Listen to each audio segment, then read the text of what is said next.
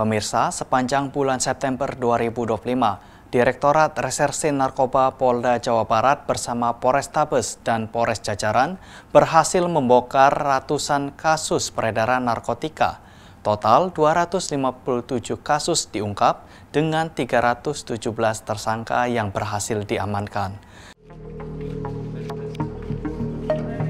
Para tersangka yang didominasi laki-laki terlibat dalam jaringan narkoba yang berasal dari Malaysia, Iran, dan beberapa wilayah di Indonesia, termasuk Jakarta dan Jawa Barat. Mereka menggunakan modus jaringan terputus, transportasi jalur darat, dan aplikasi media sosial untuk melancarkan aksinya. Tidak hanya jaringan distribusi, polisi juga membongkar industri rumahan tembakau sintetis yang marak di Jawa Barat. Dengan modal cairan narkotika seharga belasan juta, para pelaku meracik sendiri tembakau yang dijual dan hingga ratusan ribu rupiah per gram. Salah satu kasus menonjol terjadi di Bandung Kulon dengan 3 remaja yang ditangkap bersama barang bukti termasuk alat produksi dan uang hasil penjualan. Saat ini, Polda Jawa Barat masih memburu seorang tersangka yang masuk dalam DPO. Sementara itu, di Cimahi Utara, 2 pelaku lainnya ditangkap dengan barang bukti ratusan bungkus tembakau sintetis dan ganja. Sekalian modus operandinya di sini, yang bersangkutan ini bertransaksi di area tol, ya, menggunakan modus Maps dan juga berkomunikasi di media sosial. Ya. Rekan-rekan sekalian, bahwa pengungkapan kasus ini jaringannya jelas, ya. Mereka ini jaringan dari Malaysia, ya, jaringan internasional tapi melewati Malaysia. Kita tahu bahwa kebijakan Malaysia ini bahwa setiap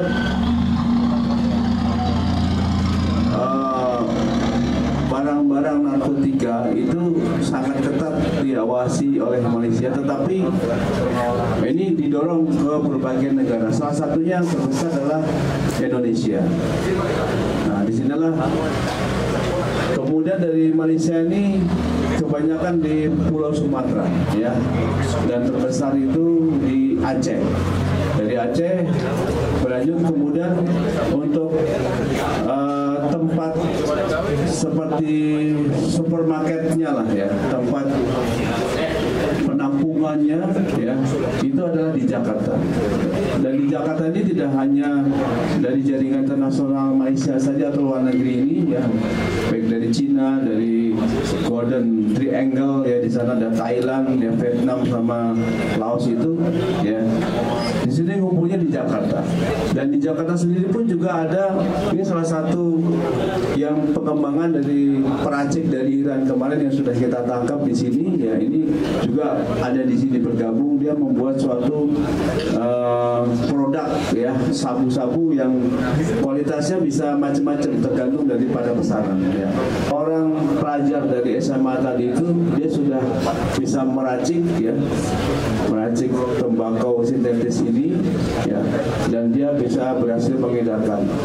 Kemudian untuk yang bersangkutan tadi secara ekonomi juga sangat menguntungkan karena modalnya bisa 2 kali lipat, ya, dari 20 juta menjadi bisa mencapai 60 juta, ya. Nah, ini tapi dengan bisnis haram ini. Nah, rekan-rekan sekalian, di sini yang ada di depan kita sampaikan bahwa untuk barang buktinya kami sebutkan untuk sabu-sabu. Sabu-sabu pertama di sini berjumlah 10.946 gram, ya. Kemudian ekstasinya ini ada 556 butir. Untuk ganja ini ada 14.132 gram, ya. Kemudian tembakau sintetis ini 8.084 gram.